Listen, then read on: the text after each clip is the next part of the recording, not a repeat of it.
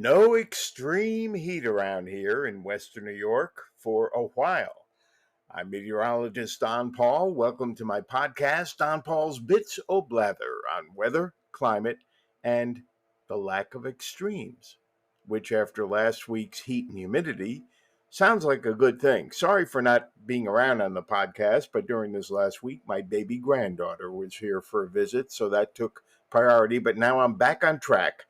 And as we move toward the midweek period, we're going to have a small increase relative to last week in humidity by tonight, Tuesday night, and into Wednesday. A big complex of thunderstorms moved out of southeast Michigan into Ohio this morning, but it is beginning to weaken, and its eastern periphery, which looked to be edging toward western New York, is really falling apart. So we'll be rain free most of this Tuesday. Pleasant, warmer than yesterday, but still with comfortable humidity, with high temperatures reaching the low 80s. Tonight it will become more humid. You'll notice the difference, but we're not going to experience the dew points we had last week, which actually got into the low 70s, which would not be bad in South Carolina, but are quite oppressive to many Western New Yorkers. We're not acclimated to, so we're not going to see dew points like that for a while. A few spotty showers, maybe a rumble of thunder tonight, maybe a couple of showers Wednesday morning. When we have a couple of cold fronts slowly drifting across the region, showers will be approaching and increasing from the south by afternoon. More widespread rainfall in the southern tier, tending to thin out in the Niagara frontier. And then by the end of the day, the cooler air behind those fronts will begin to filter in. So we'll have good sleeping weather returning Wednesday night. Thursday looks bright and crisp with partly to mostly sunny skies, below average temperatures reaching the low to mid 70s. That's below average, but not way off the mark, and really comfortable humidity. Friday, we warm up to the upper 70s, right under this Canadian high pressure ridge, very light winds, beautiful day, and of course, a high UV index, which, as I remind you, probably ad nauseum, is not related to the air temperature. It's the clarity of the atmosphere. Friday's highs upper 70s to near 80s. Saturday may be the day to watch. A vigorous area of low pressure will be entering the northern Great Lakes from the west. Out ahead of it, a warm front, which will probably trigger some morning showers and thunderstorms. Then we get into the warm part of that storm's circulation. Gusty southwest winds in the afternoon, rising wave heights on the lakes, and more showers and storms developing ahead of that storm system's trailing cold front during the afternoon or early evening.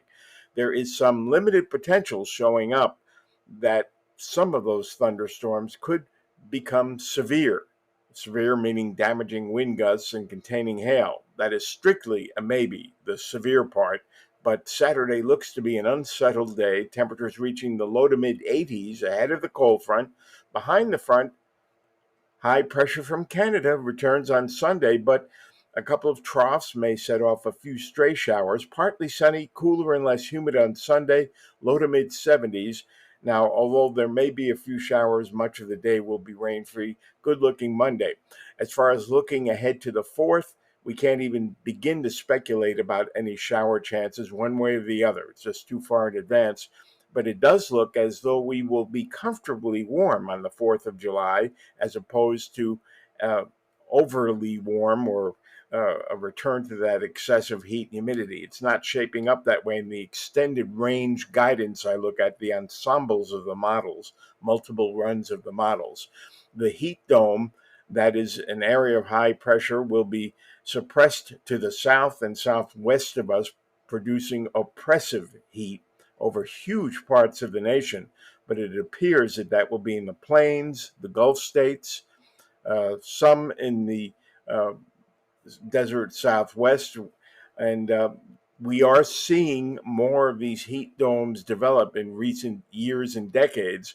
There is some linkage to the warming climate, which is related to human activity, but exactly how much linkage is still being researched. There is no evidence whatsoever that the warming which is going on is related to an increase in warming from the sun. It is us. As there used to be comic strip when I was a little kid. We have met the enemy, and it is us. Of course, human activity also brings about lots of great things too. So I'm not saying, oh, we have to shut everything down. Just reminding you, um, we are underlying our own warming climate. And so, at least getting back to weather, we are in pretty good shape on the whole. The most troublesome day may be Saturday, the 4th of July, when I begin to see signs of whether or not it will be dry. I'll let you know, but I'll keep you updated here on the podcast and on social media always, Facebook and Twixter. Thanks for listening this far. Please share, please follow.